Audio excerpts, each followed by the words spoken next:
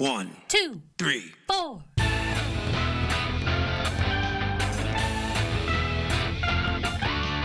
Monster movie. Fun time, go!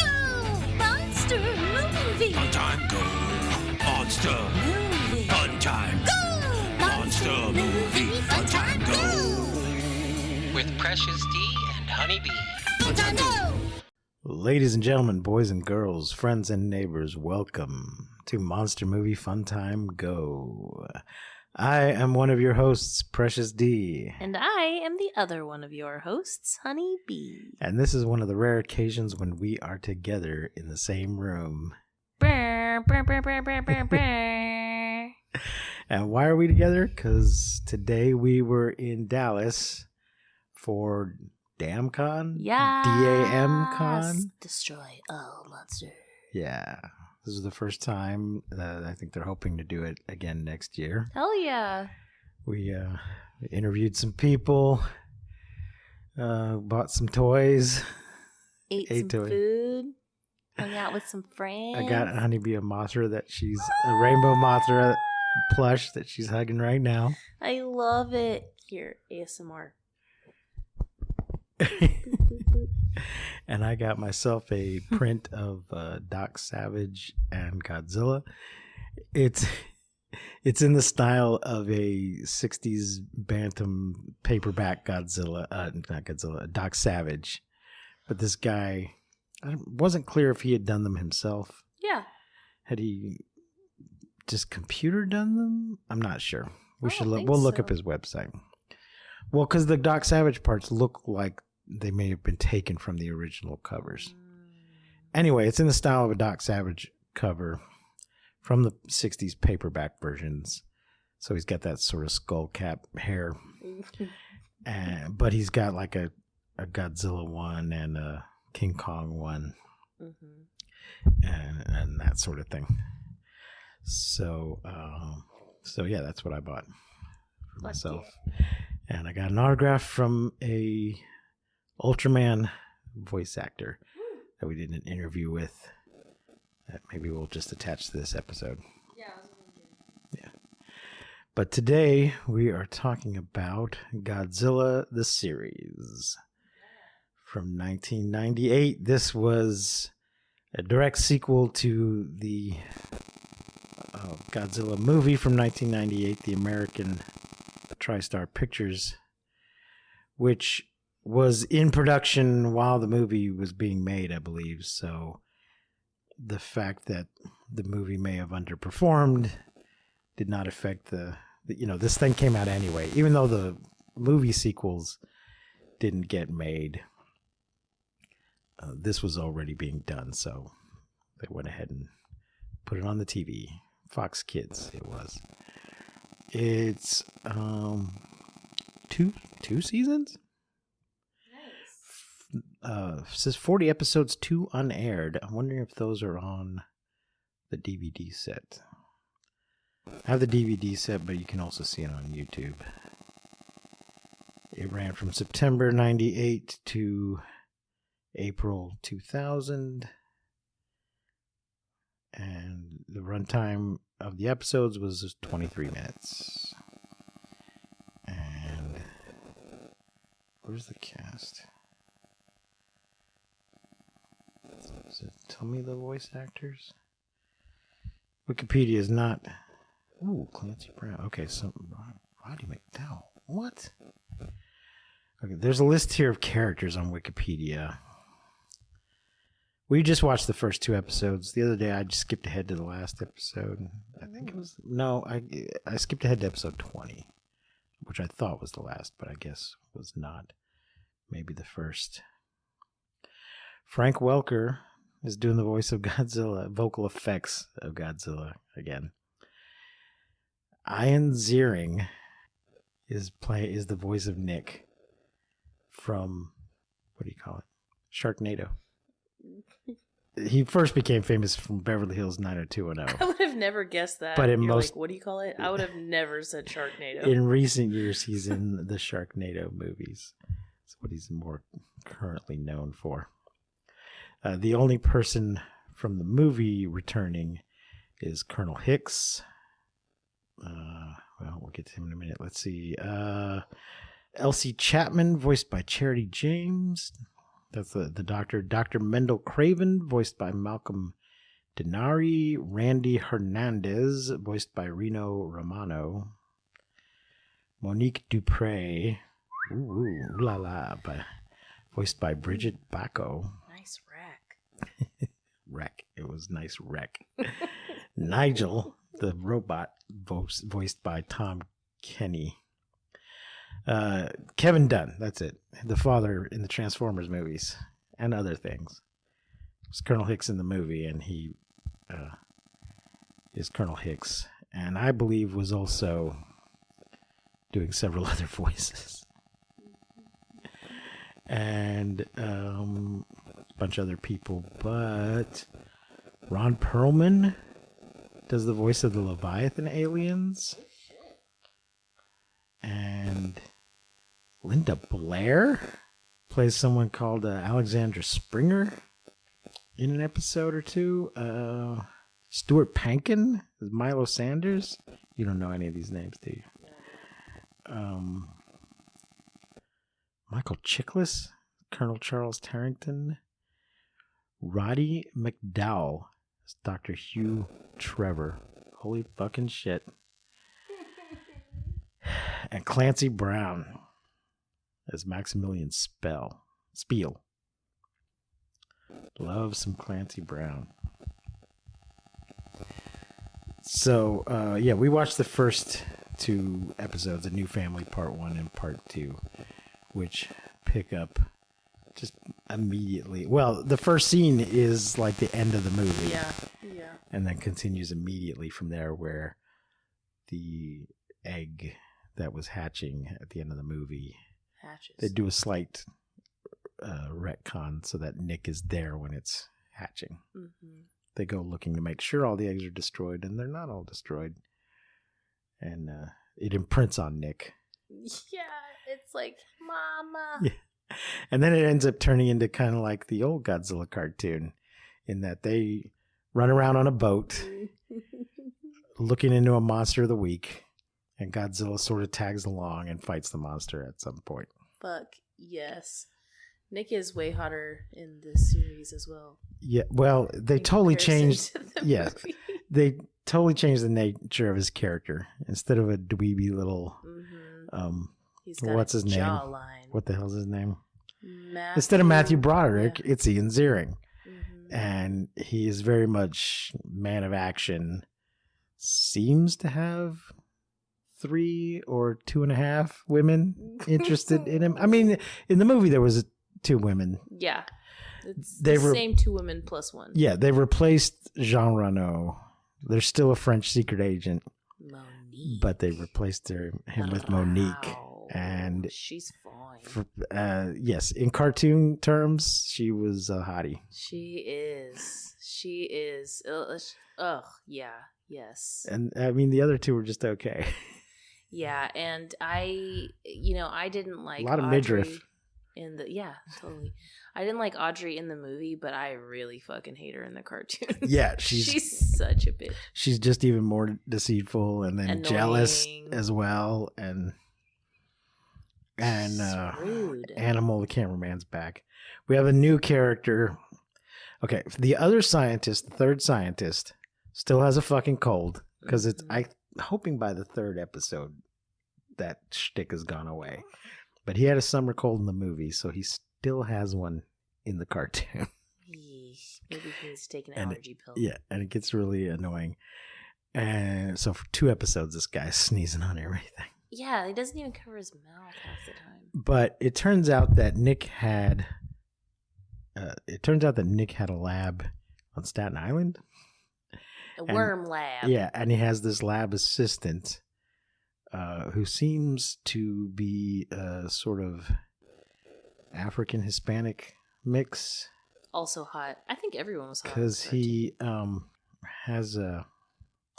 he has his dialogue is peppered with Spanish, but he's got very dark skin and dreadlocks, and is just way too much with the pop culture references. Mm. I found him really annoying. You did? Yeah. I thought he was hot too.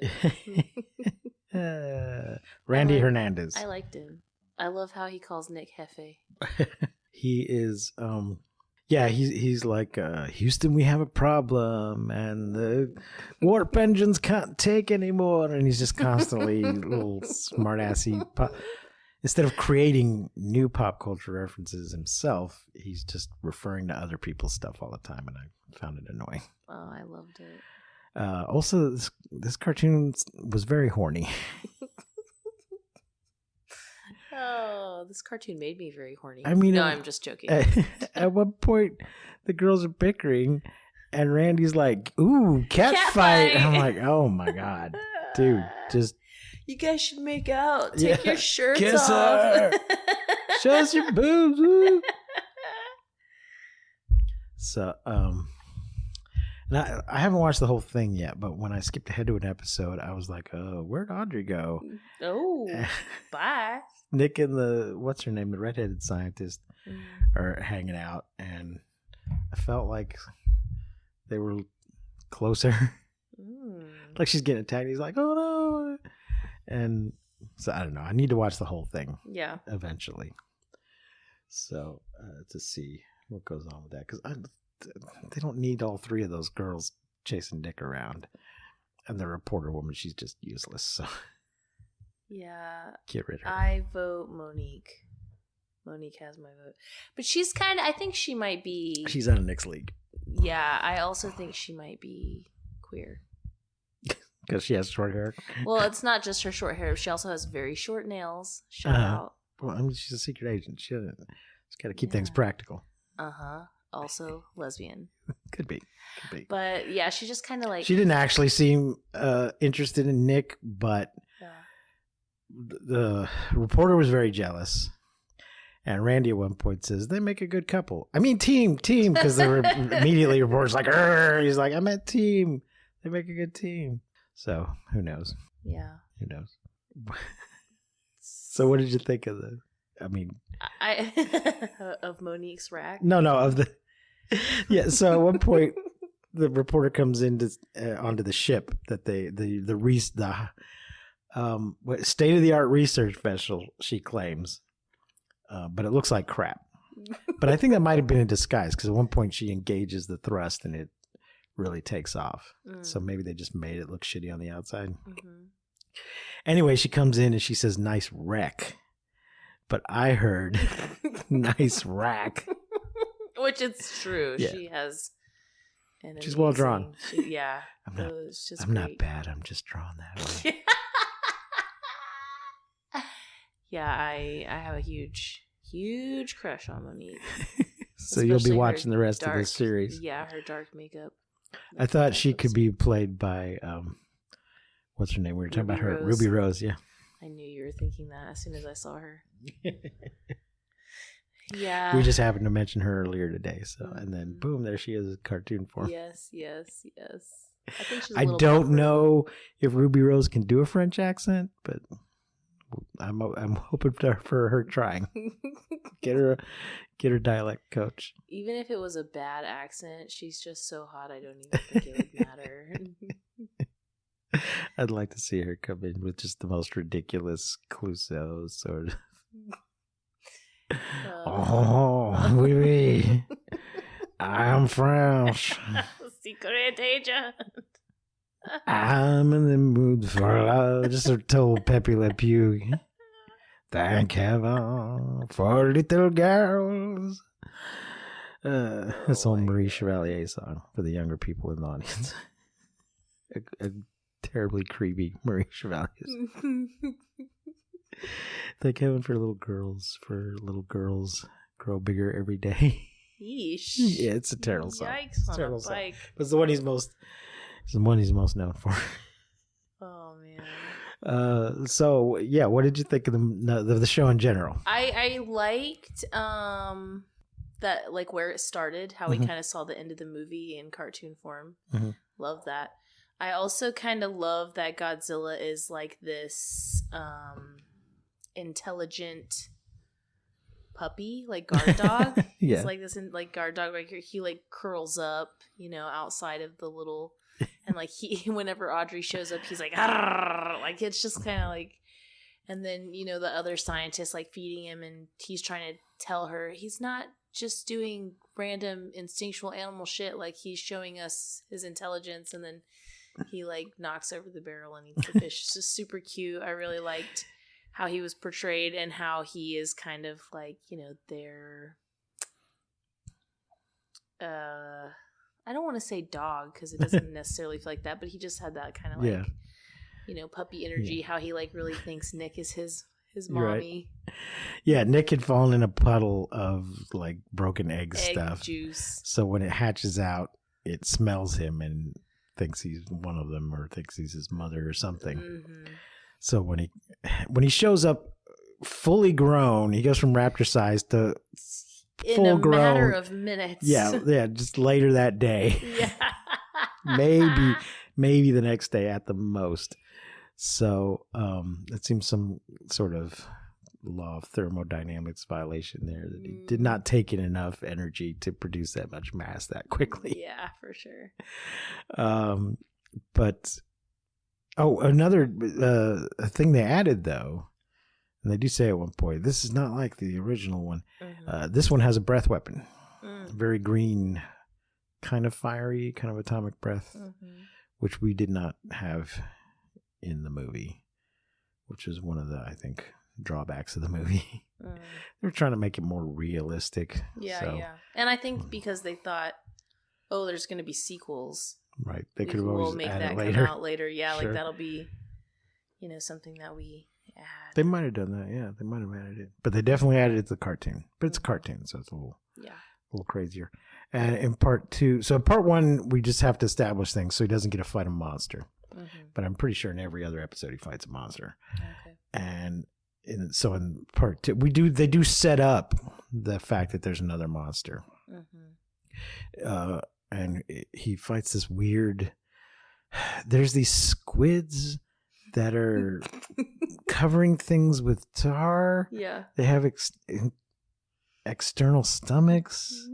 The amino acids in the tar is like draining the electrolytes out of things, the fish and the people, which just made me think of Idiocracy. I'm like, it's got electrolytes. It's a cartoon, so in the end, nobody people actually died. Yeah. Somehow these ships that have been underwater covered in this tar, when Godzilla makes them go back up to the top, they just hose everybody down and they're fine. They're just like, oh God, this sticky shit. Get it off me. I'm alive. So, but it's both draining their electrolytes and keeping them alive at the same time. But it turns out the squids are only part of the process, because then this weird sort of two-legged crab thing comes up out of the water. Like a crawfish. Giant ass crawdad. And but on two sort of stilt-like legs. It was very awkward. And it sucks all the tar out of the squids. But Godzilla's already fried them, so he can't really get the nourishment out of them that he's supposed to. So he starts sucking up asphalt tar from the streets. Delicioso. Godzilla ends up knocking this thing off of a cliff by digging under the edge of the cliff and collapsing it underneath the thing and killing it. Godzilla shit. Yeah. And all along, Colonel Hicks keeps trying to kill it. But then Nick convinces him that we need one of these. There's going to be more of these monsters, and we need to have one that's on our side. Mm-hmm. So he pretends that they've killed Godzilla when they haven't. Yeah. It's like, let's all pretend he's dead. Don't say anything. Nick's like, you're not going to arrest me? And he's like, no. I'm not going to arrest you, bud. So, yeah, it's Godzilla the series. I also really like the animation, like just that like typical like 90s, like late 90s, early 2000, like 2D. Right. Just cartoon. It just feels good. It's pretty decent standard for the time, I think. Yeah. Oh, pretty decent quality. For sure. So nostalgic, just like that, because everything looked like that. Cartoons are so different now. Yeah. So when the No Croissant guys were here, we had them record a few minutes giving their impressions of Godzilla the series. So Oh, let's, that episode is so fun. yeah, let's hear what they had to say about it. Yeah, for sure. Folks, we have the guys from No Croissant here joining us briefly to talk a little bit about their thoughts on Godzilla the series. David Scrivani, Nick Huber, and Christopher Condi, thank you for joining us again. Wait, I just want to say thank you for having us on the show last time. We got like a lot of like nice like messages in the mail from fans of your show. I actually got recognized out in public the other day by a fan that asked to take a photo with me. So yeah, someone tried to follow me home the other day. Yeah, we really appreciate. I'm pretty sure our numbers doubled from all of your fans that came over. Oh, of course. Our show. So you got 20 listeners, which is Yeah, I got a lot of message requests. yeah. So it's the whole point in having guests on. Well, hopefully all three of our listeners will, can carry on over the earth. So, Godzilla the series. What are your thoughts on it? It's basically a direct sequel to the movie. We'll go first. I guess I'll say my piece. If you're a big fan, that's Chris, ladies and gentlemen. If you're a big fan of like classic '90s era, early 2000s cartoons, you'll love it. I think if I had to like, what other it kind of reminds me of, I would say maybe like Gargoyles, which is another great Disney show. Yes. People love that show. People love that show. It's almost like a near modern, it's more of like a modern take on the original Godzilla cartoon. It's like almost like a beat for beat remake. That there's a crew on a ship, and they have like a wisecracking sidekick creature character, aka Godzuki or Nigel in this incarnation. And they travel around the world with Godzilla and fight a new monster every single week. It's a pretty formulaic kid show. You're not going to get the meaning of life from it, but if crack open a cold one at night, watch a few episodes. It's a fun time. It's a real fun time, and like I said, it's arguably better than the movie itself. This version of Godzilla was made by quite a few people who were Godzilla fans prior to being signed on to the show. And because of that, a lot of the episodes are clear influences from the Showa era Godzilla series. And because of that, Godzilla really goes back to his own roots, and it really does feel like a nice small package for all the Godzilla fans around the world. And that's why it's so sad that it feels like not that many Godzilla fans have really given it a shot. Yeah, I guess I'll go next. I would say it definitely felt like a What? Is that Nick? Yes. Yeah, that's our buddy Nick. Okay. Just want to make sure the listeners know who's talking. Go ahead. Sorry. Yeah. Well, getting back on track. What I was going to say is I was going to add that it definitely, in between waiting for Godzilla 2000 to come out and everyone who was disappointed at the time with the 98 film, it definitely felt like a breath of fresh air. And it was a very great series of its time. Again, it was very much like a Saturday morning cartoon, and with its setups. It was heavily inspired by the Hanna-Barbera cartoon, but there was a lot of attention to detail and love put into it with the monster fights, the different radical designs of the monsters, and they even managed to sneak in two Toho Showa monsters in there, but just changed the name. Like the Crackler is supposed to be inspired by Gabara, and the Nano Beast is inspired by Hedorah, which feeds off of pollution and grows bigger the more pollution it eats in one of the episodes. And the animation's really nice. If you're a fan of Extreme Ghostbusters or Men in Black the series, the head animator of those two shows worked on Godzilla the series, and that's why the art style and design looks like so great. It's like a nice mix of like grunge with bright colors and very nice details, especially if all the different monsters have like all these different like features to them.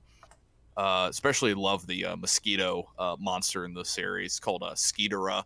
That was a really cool monster. It was almost like a precursor to Megaguirus that we would get years later that could copy the abilities of monsters' blood that it would absorb.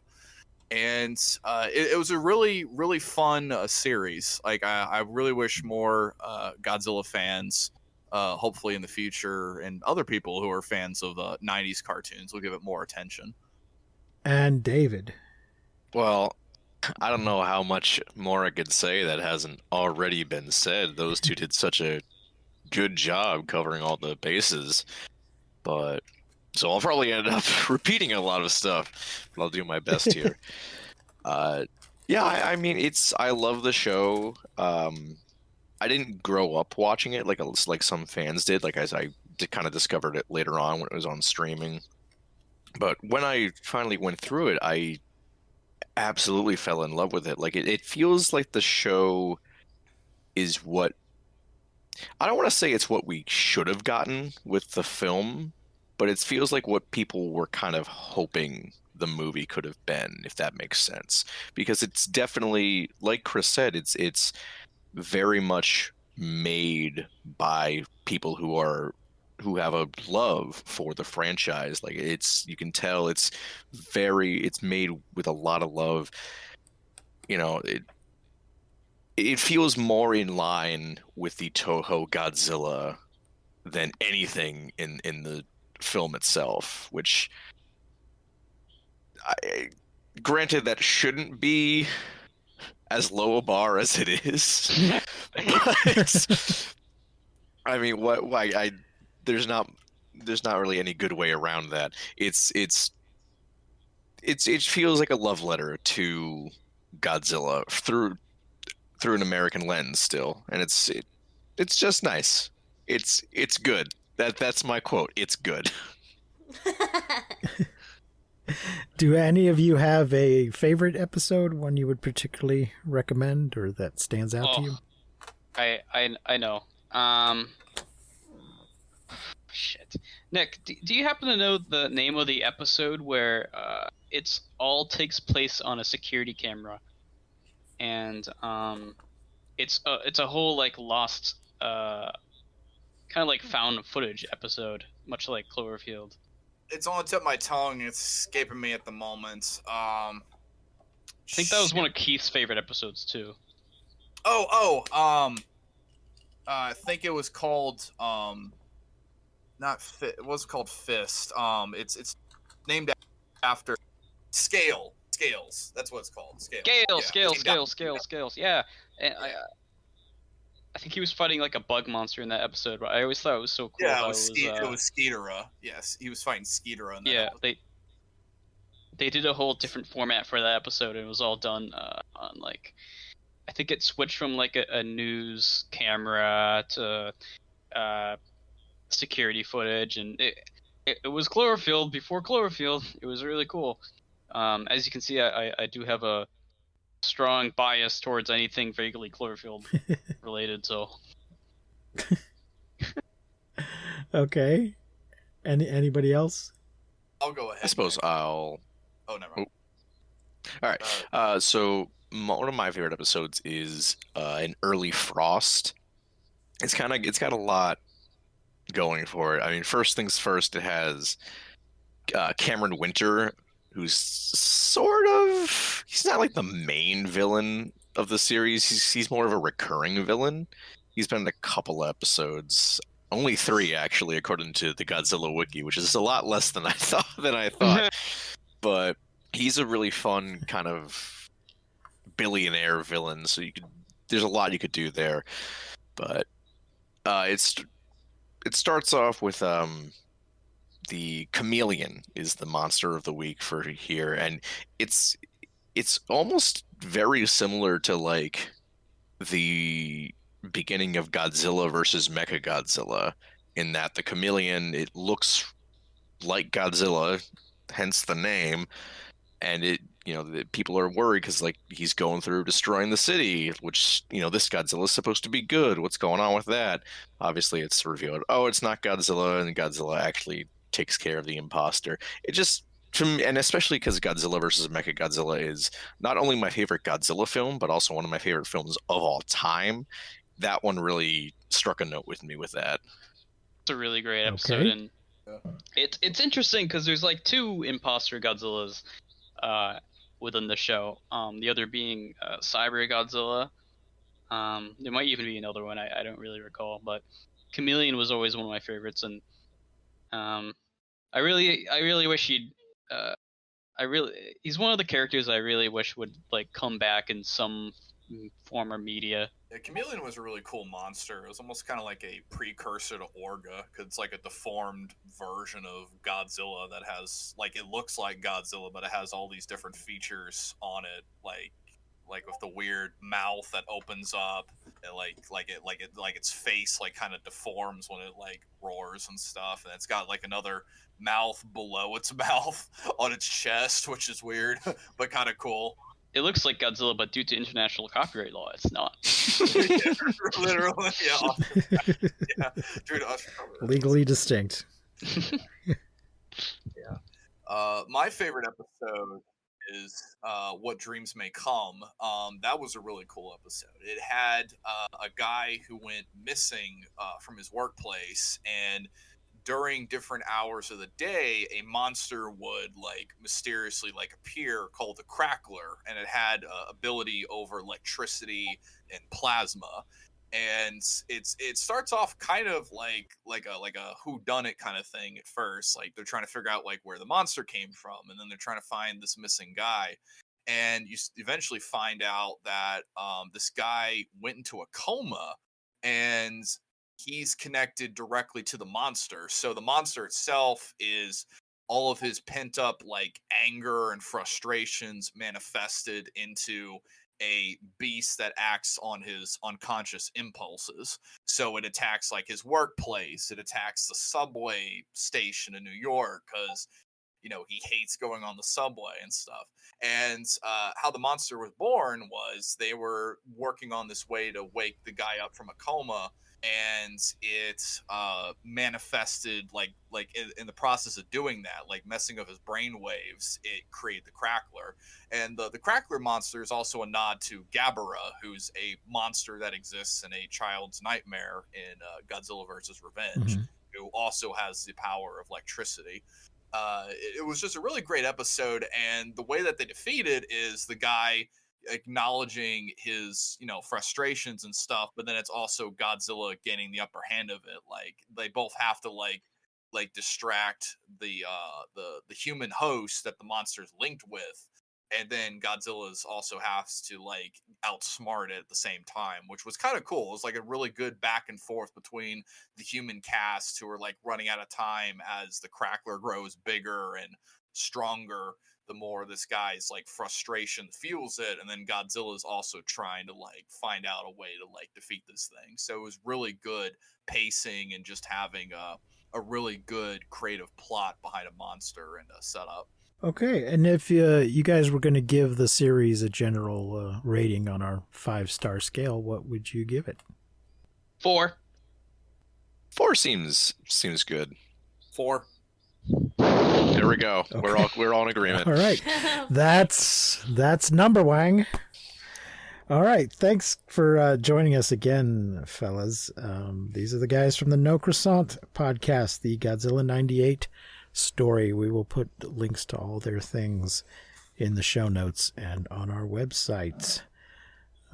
Thanks again, fellas, and we'll see if we can have you come back on some other time to talk about something, maybe Cloverfield. Absolutely. I'd love to. It's been a hot minute since I've watched Cloverfield. Going to travel back to 2008. All right, and now on with the rest of the show. Folks, we are here at the first, hopefully annual, DamnCon in Dallas, Yeah, and we were yeah. talking to Daniel Van Thomas, a Ultraman voice actor. Yeah. How you doing today, Dan? I'm doing well. It's a very chill atmosphere. Godzilla is to my left. The OG Ultraman is to my right. So it's a pretty good day. Yeah, it was great. It was great. There's people out here in costumes and stuff. There's some vendors. There's some dealers. And Daniel's here signing autographs and figures as well. Yeah, we're down to So, one. Which versions of Ultraman, of the many Ultraman, were you involved with? Well, I was the first English voice of Ultraman Zero. Okay. And we started those dubs back around 2016 through 2021 or so. I did 5 feature films as the voice of Zero. The Ultraman Zero trilogy, Ginga S and X, and then a few specials and just assorted voices when needed for Zero. Okay.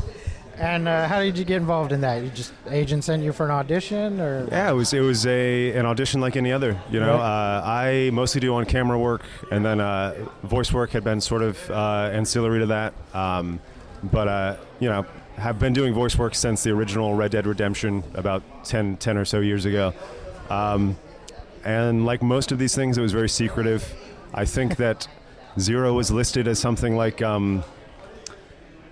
commander, like stern commander or something, because in this particular film, he was like taking new kids under his wing, and it has to go through the production company, then it has to be approved by Subaraya, Right. and then just before you actually do it, they tell you like, hey, this is Ultraman. Yeah. Yeah, I heard a similar story about the new Captain Kirk. He didn't realize he was auditioning to play Captain Kirk until he'd already gotten You the part. rarely do. Sometimes I will say the code names are really bad. I will say.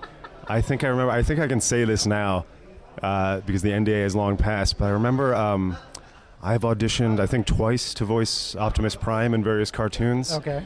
And I remember one of the code names was just like robot truck or something, and you're reading the description Very like, this is a obvious, truck who is a semi, or this is a robot who is a semi-truck who has a soul and leads some other robots, and you're just like, Is it one I've heard I of before? wonder who this Or is could this be. some new truck robot? Yeah, redacted rollout. I don't know. What you said you do mostly on camera work. What might we have seen you in? Nowadays, I do more voiceover.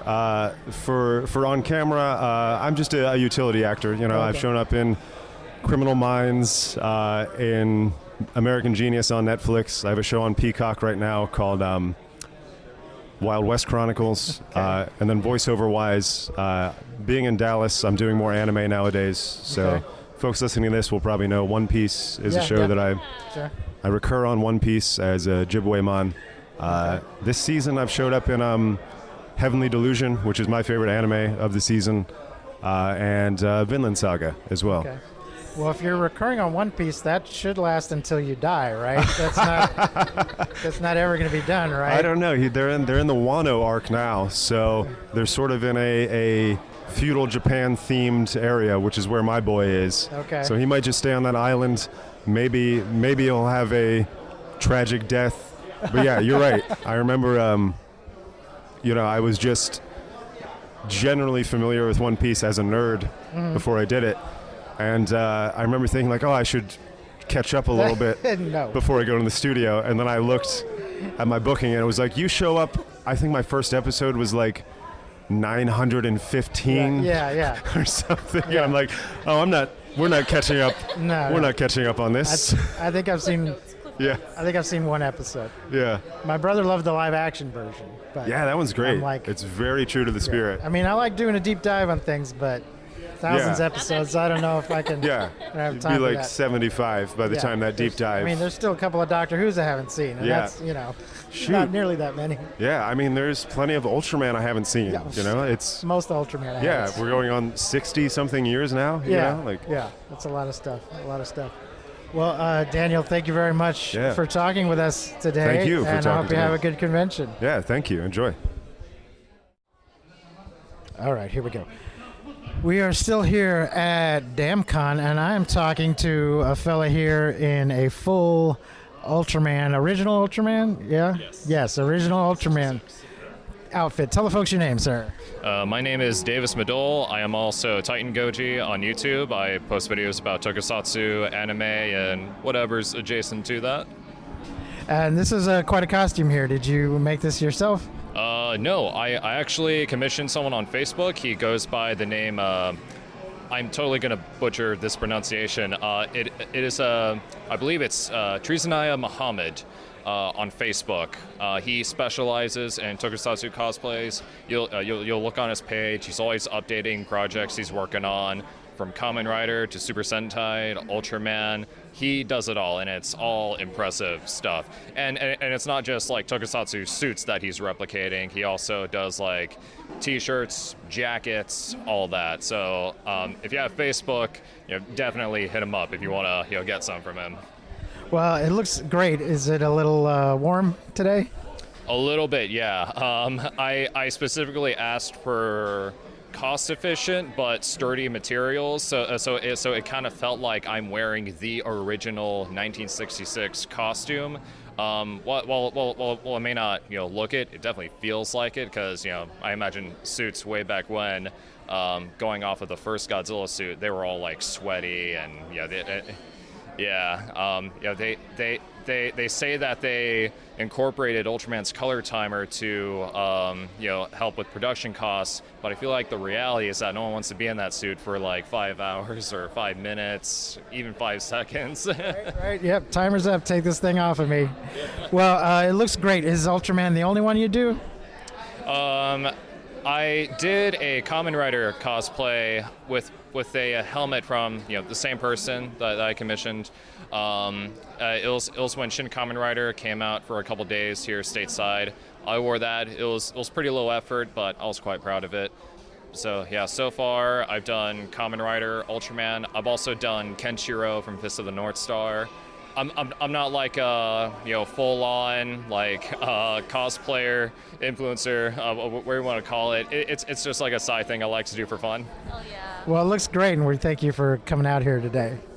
Yeah, tell us your YouTube again. My YouTube is Titan Goji, and once again I talk about tokusatsu, anime, anything adjacent to that. I just put out a retrospective on Attack on Titan's first part of its final season, which should be up by the time this is up. But yeah, it's currently available on Patreon at the time of this recording. I'm gonna make it public later. So yeah, that's pretty much what's new regarding that. Okay, we'll try to put a link to all of that in our show notes. Thanks for talking with us today. Of course. Yeah, it was an honor. And we're back. So, Honeybee, what are you going to rate Godzilla? Man, I really want to watch more of it. But I'm going to say, I think 4 stars for me. Okay. Yeah. I do want to watch more of it. It might be more after watching the whole series. I'm not sure. But I loved the movie. Like, I really loved the movie. And I love that this kind of just like took off right where it was. The characters are very different. Like, everyone kind of shifted a bit in a different direction. Yeah. Fuck you, Audrey. And yeah, love. Of course, Monique is a good ad. So is what's his name? What was his name? God damn it. Yeah, I'm so sorry. Randy Hernandez. Yeah, I loved the new characters. So yeah, I think I'm going to say 4 stars. I'm excited to watch the whole series, especially 20-minute episodes. Love that. Love that it's just like, I could watch a few of these real quick, just bang these out and do something else. Can watch it during lunch. Yeah. Yeah, I think I'll give it 4 stars too. Yeah, it's really good. I also just love the just kind of the nostalgia of the animation. Just feels so nice because it reminds me like of Transformers, or just like kind of that time period. I just love it. And yeah, I mean, Monique's just so hot. If nothing else, You should go on eBay, see if you can find some production cells, animation cells of Monique. I don't know if there was any toys or anything made from this series. Let's see if anybody out there has a Monique action figure, send us a couple. Yeah, send us a picture or something. All right, I think that's gonna wrap it up. Yeah. For today. Do we want to say anything more about what? About DamCon? We can maybe cut this part out, but I just feel like we talked. What did you want to say about DamCon? Go up so much. I feel like we should think about. Maybe not though. Maybe cut this out. Okay. I mean, did you have anything you wanted to say about it? No, I mean just that we're grateful to be there and to we had a good time. Got a really great banner. Yeah, that's a good something. We got a really cool banner. Yeah, I mean we paid for it, but well, yeah, but I don't know. As sponsors, there was a big ass banner with our logo on it there, and our website. It was great. Yeah, it was really. We handed out a lot of buttons. We played some Kaiju Assault with the Kaiju Assault guys. Oh yeah, the Kaiju Assault guys! Shout out to Alan and Brandon. Yeah. Good to see those guys. It was good to see the Godzilla suit people too. Yes, they're such a lovely couple. Cosplay Odyssey, and our buddies Jakey. Yes. And Ryan Wilhelm were there hanging out. They didn't have a booth or anything. They were just hanging out. Yeah, they just came to drink some beers, eat some lunch, hang out. Buy a couple things. Yeah, it was so Ryan fun. got a Biollante. Yes. We met another Ryan. Two other Ryans. There was a Ryan trifecta. Yeah. And one of the Ryans downloaded our podcast right there. He looked it up and he was really excited to listen to it. I feel like there were a few people that were like, yeah, I can't wait to listen to it. Very excited. I'm like, cool, I hope it makes you laugh. Yeah, so I think we achieved our goals with that. For sure. And there'll probably be another one next year. Yeah. I hope they did well enough. Me too. That they can do it again. Yeah, I really liked the venue too. Yeah. Four Corners Brewery. Mm-hmm. We were in the tap room. Very cool. So there you go. Okay. I think that'll wrap it up for today then. Yeah. I'm not sure what next week's movie is. I don't have the list here with me. So see you next week with a surprise. Yeah, you'll find out something from 98. I can't remember if it's a Mothra or what. But something from 1998. Fuck yes. So until next time, I have been Precious D. And I have been Honeybee. Remember to keep calm and take shelter in basements. And please, don't misuse science. We won't see you, but you will hear us next time on Monster Movie Fun Time Go. Ow. You've been listening to Monster Movie Fun Time Go. If you enjoyed the show, please rate and review us on your podcasting platform of choice. Our theme song is by the Texacato Folk Rock Punk featuring Lita Lopez. You can support the show, find links to our social media, and even leave us a voice message at anchor.fm/MNFTG.